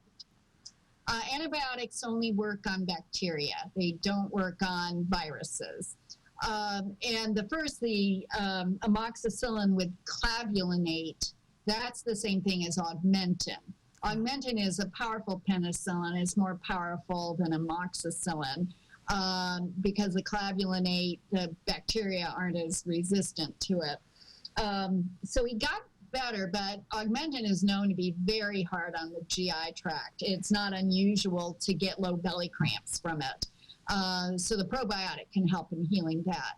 But if he wasn't entirely better, if his lungs didn't get clear, it may have been that Augmentin was not the right choice. So the Z-Pack, which is azithromycin or Zithromax, that covers a different range of bacteria and germs than Augmentin that can also infect the lungs. So periodically, if the person is not well enough, there's still fluid and congestion in the lungs, a second antibiotic needs to be used. Okay, good to know. Now our next question, which could have been related, but I happen to know they're from different viewers. It seems like doctors in emergency rooms don't want to treat our kids. My 18-year-old son was so sick. We went to the ER, and they basically sent us home and told us to finish the antibiotic that he's on. My friend's son, same age, went to the same ER and was given an IV, a steroid shot, and they changed his antibiotic. He's all better, and my kid is still struggling to get better. What can I say in the ER to get them to treat my kid? And there's 3 question marks, so I think there's a level of frustration. And this isn't the first time, and I've experienced some of this myself. where if I tell them that my son is on the autism spectrum, they back up and they treat less. What advice do you have for us, Dr. Copeland, to talk to those doctors so that we don't get less treatment? Okay. It's a tricky question, and I'm not sure I have an easy answer. And perhaps one of the concerns with the ER doctors is it's kind of known that individuals on the autism spectrum may be more sensitive to medications, and I'm not sure if that entered into it at all. But also well, first of all, I want to empathize with the parents' frustration that, of course, they want their son to get better, and the sooner the better, because it's no fun suffering through an illness and wondering, is it appropriately treated and when will they be better?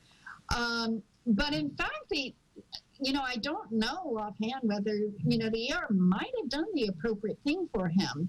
And I know this person is comparing the treatment of their 18-year-old son with the treatment of a friend's 18-year-old son that on the surface may have seemed to have similar illnesses. Maybe they both had bad coughs. But without knowing the detail, it's hard to know why the ER did one thing in one situation and a different thing in another. But there's plausible reasons why the boys might have needed different treatment. And just sadly, even despite antibiotics that are successfully treating a bacterial respiratory infection, some of those respiratory infections just last longer than others. And even though the bacteria are going away and the infection is starting to heal, the irritation in the airways can last longer. And so you still feel miserable and you're still coughing a lot, even though you're on the right treatment. That can happen. And as an example, kind of comparing why would you give one 18-year-old just say, stay on the same antibiotic, and why do you do more for another 18-year-old, like a steroid shot and an IV? Well, there's lots of different reasons that could have happened and could have been good care. The steroid shots aren't usually given just for a bacterial respiratory infection per se. They're usually given when there's swelling in the airways such that that person is not moving air in or out well, as in an asthma attack or other, serious swelling in the airways. You wouldn't do it just for any case of bacterial pneumonia, give a steroid shot. You'd only do it if there was swelling in the airways, preventing the airflow. And similarly, you don't necessarily want to do an invasive treatment like intravenous treatment if it's not needed. It hurts, it's painful and whatnot. But say that both boys had some vomiting. Well, one boy may have vomiting because they're coughing so hard, they gag and then they throw up intermittently, but they're able to drink fluids and they're getting enough fluids down and their hydration is okay.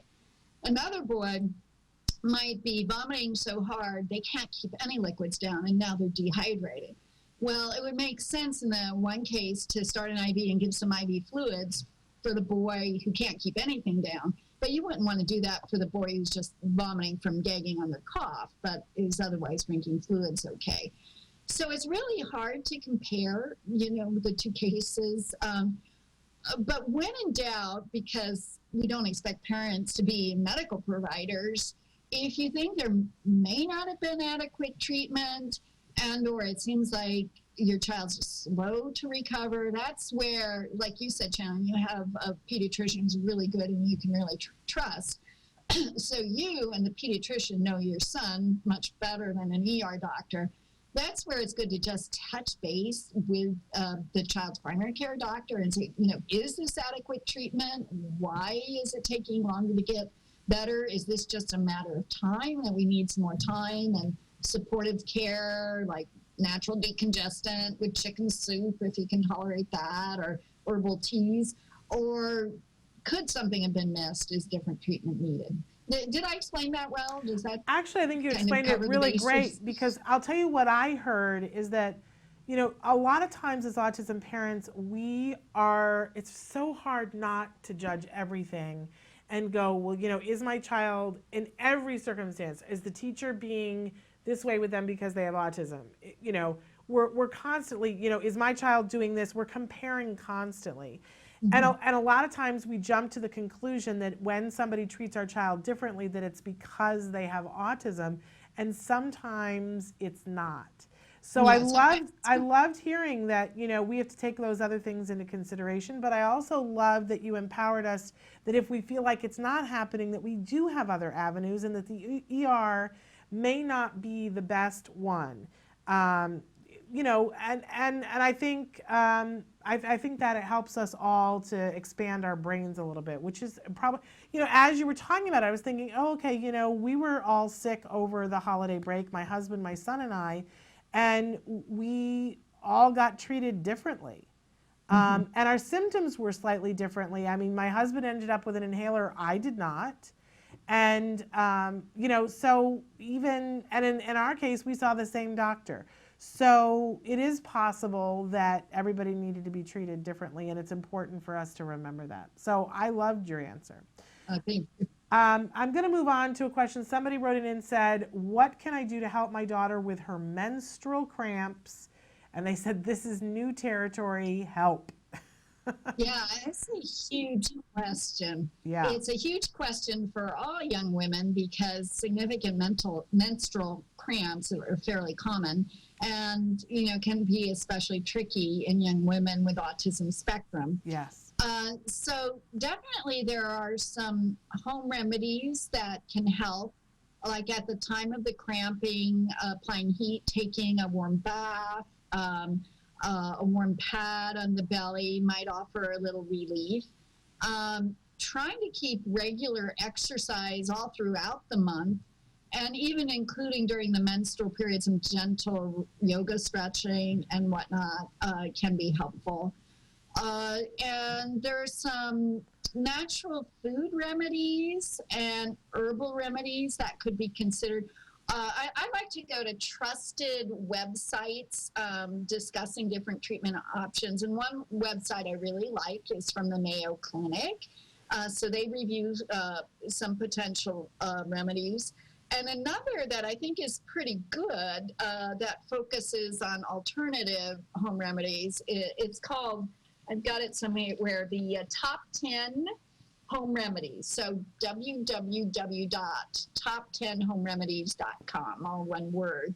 And then if you look up the home remedies for menstrual cramps, they present some good scientific information on some natural dietary things and herbal and tea treatments that may be helpful. And there's a whole list of them to consider. So it may be finding out what works for the young woman.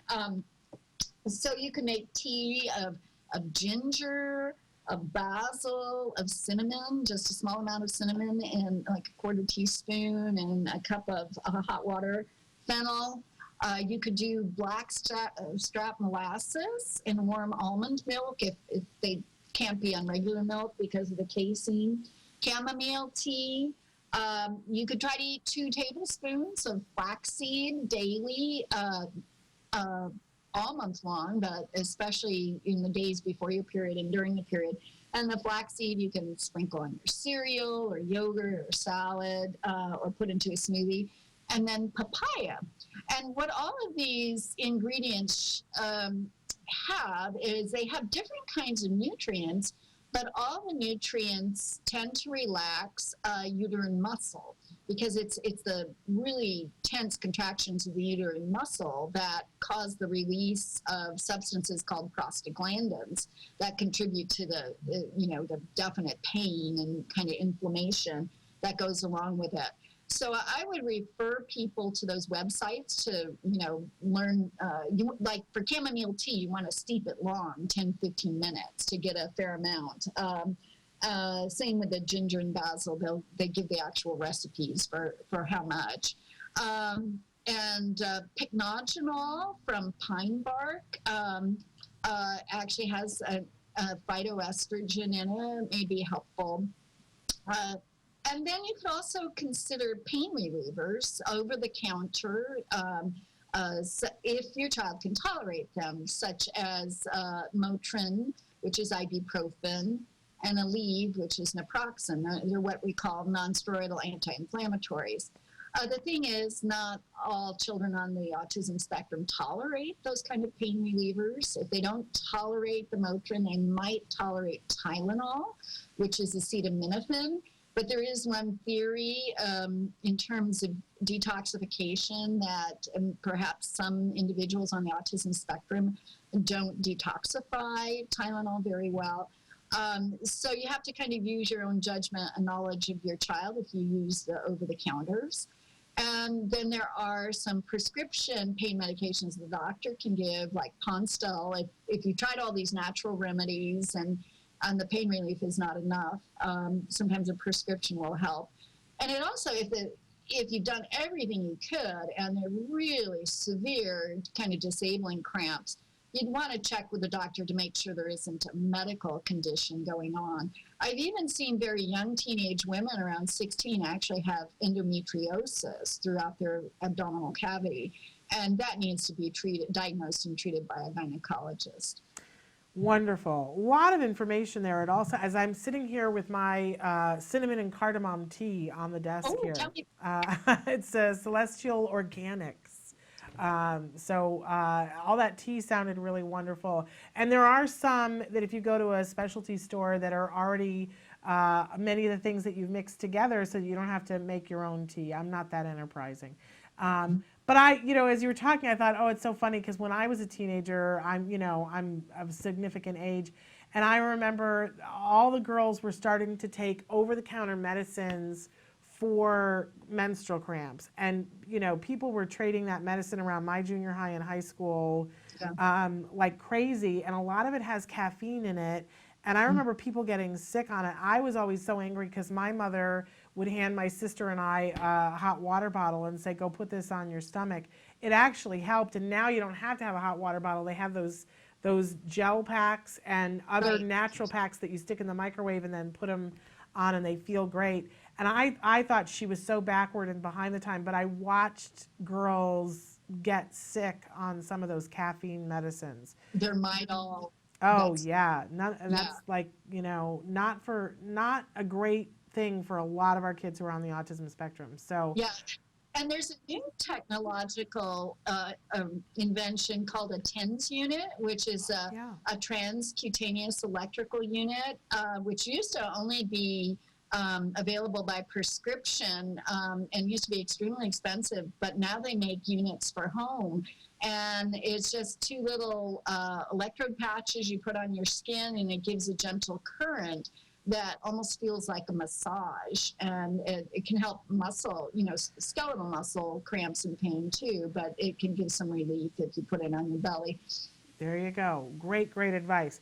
Now, we have such a good connection that I don't even want to take a break, but I think that we should. We got a question that I want to come back to about bubbles in the urine. Have you got a few more minutes, Dr. Copeland? I do. All right, we're going to take a short break, and we're going to come right back. Stick with us. What is autism? What is autism? What is autism? What is autism? What is autism? What is autism? I've been asking myself that for a very, very long time. Let me think about that one. Trying to just Jeez. Let me think. Oh man, that's a rough one. Yes. Autism is a neurological disorder that affects many of our kids in different ways. It's a learning disability that affects the cognitive functions of the brain. A lot of people have the misconception that it's a disability, and it's really not. I look at it as like a special gift. When one person thinks differently from another. It's an opportunity for everyone to learn to understand someone that's a little different than them. Autism is the ability to educate. They're given so much talent in different areas. To me, autism means a chance to be with and be around people you really care about. Autism is beautiful. It's a way of seeing the world differently. It's always unique, totally intelligent, and sometimes mysterious. Happiness that comes out of my son's hard work. It's a movement. Unpredictable. That's right. Awesome. Love. The field I want to work in. Laughter, fun, joy. Autism is beautiful to me. I want you to remember these three words. There is hope.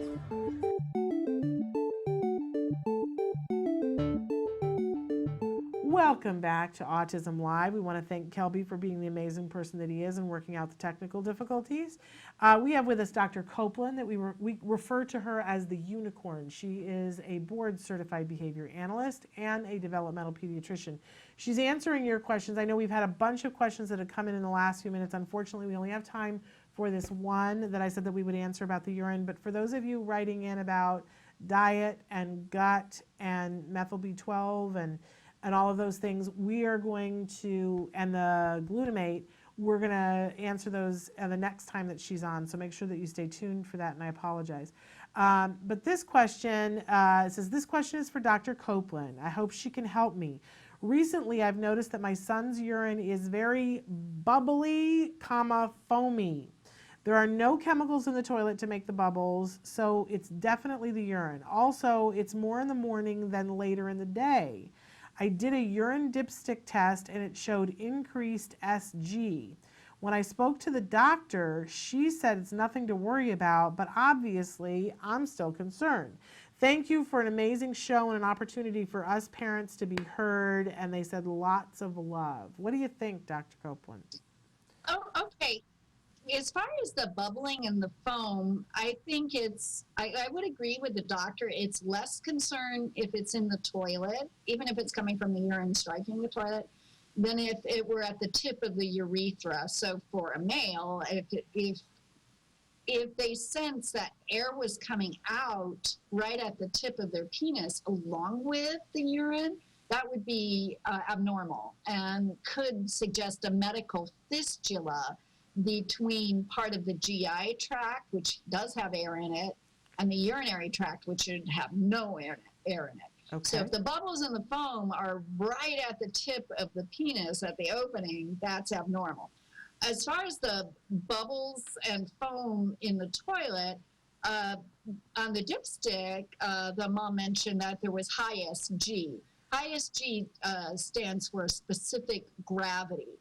And that is the density of the urine, like how many chemical particles have the kidneys filtered out and put into the urine and made the urine concentrated. So a high specific gravity means that urine is very, very concentrated, and which means it would be heavier, and also depending on the force with which the individual is urinating into the toilet, both of those could kind of explain the more of the bubbling phenomenon.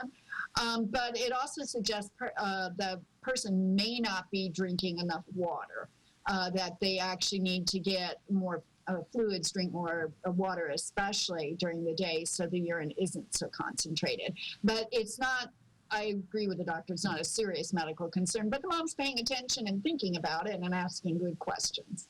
Okay, we love all of your answers to everything. Thank you so much for being with us, Dr. Copeland. We will be talking with you again in February, and the first two questions we'll take are the ones about the glutamate and the question that we had somebody come in about, question about GI tract and some of the different things that they're doing and how it can heal. So thank you for being with us, and we're excited to be starting off 2016 with you, and we will see you again in February. Okay. All right. Take care, Dr. Copeland. We're going to take a short break, and then we're going to come back to finish out the show. We got one quick news story, so stick with us.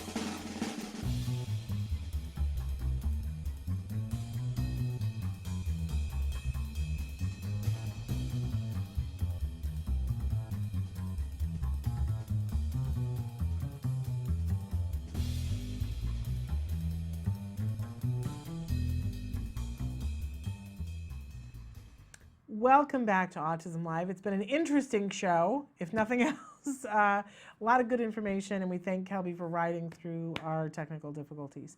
A couple of quick things. First, we promised you some autism news over the weekend. Since we were last here, Autism Speaks named their new president. For those of you who are keeping track, Liz Feld had come on board a couple of years ago, and she quit, and the expectation was that she was going to be hanging around until maybe midsummer. But they announced at the end of last week that Angela Timoshenko Geiger will be taking over as president and CEO of Autism Speaks in February. Liz Feld will be sticking around for a period of time to help with the transition, but she is going to be leaving. Now, if you're wondering who is this, I'm murdering her name and I apologize, Angela Timoshenko Geiger. Who is she? She's somebody who has a pretty intensive track record working with organizations that deal with a great deal of money, and I'm told that her strength is in getting services to the families, which may tell us why she was the person who was chosen. In the past, she has been somebody who most recently had spent a decade working with the Alzheimer's Association. She was the chief strategy officer there, and previous to that, she worked with the American Cancer Society. So has a pretty impressive track record working with some pretty high-profile nonprofits. And again, what my understanding is the phrase that has been used is that she is a whiz at getting services to the people who need them. And that has been a criticism of Autism Speaks. So we will look forward to meeting her and perhaps having her on the show to talk about what her vision is for Autism Speaks. We're almost out of time here, but I want to remind you that tomorrow, the first hour, Ask Dr. Doreen. Dr. Doreen Grampichet will be here answering your questions. As you can see from this segment with Dr. Copeland, we do get your questions when you send them in real time, but if you send them ahead of time, you're more likely to get answered. So send your questions now for Dr. Grampichet. In our second hour tomorrow, Let's Talk Autism with Shannon and Nancy. Nancy Allspa Jackson will be here. Our very special guest tomorrow is slated to be Dan Healy. He is a filmmaker with a film called Finding Joshua. So that is what we have scheduled tomorrow. We're excited to be able to do that. We're out of time. I want to thank you. Several of you wrote in and said that you did do the moisturizing last week and that your skin felt better. Isn't it amazing how these small, minute changes are things that add to more happiness?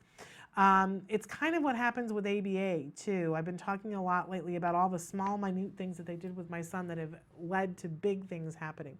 So remember, we're all going to find a minute of as much silence as we can this week. Tomorrow's Grateful Wednesday. Get your grateful on and be here with us with Dr. Grampichet and with Nancy Allspa Jackson for Let's Talk Autism with Shannon and Nancy. We're totally out of time. Thank you for being here. Until tomorrow, give your kiddos a hug from me and one for you as well. Bye-bye for now.